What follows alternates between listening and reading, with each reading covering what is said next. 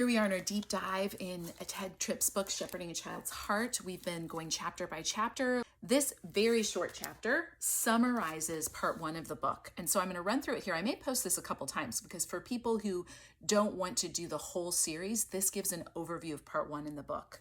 And basically, this really gets at his parenting methods and goals in very pointed terms. First, Ted is going to say your children are the product of two things. This is his understanding of child development.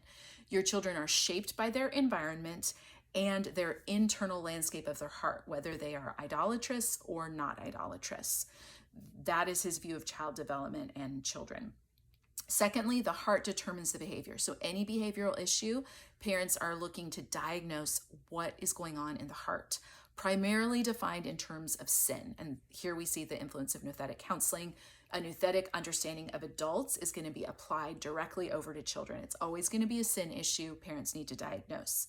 Thirdly, parents should know they have the authority to do this because God has made them his agents.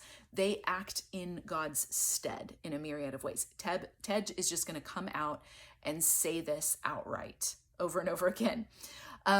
Fourth, the chief end of man is named as glorifying God and enjoying him forever. So every parental interaction is going to be wrapped up in this idea of helping children glorify and enjoy God. Fifth, he says biblical goals must be accomplished through biblical methods. The Bible is at odds with culture. It's not going to be Christ transforms culture or Christ alongside culture. It's going to be Christ versus culture.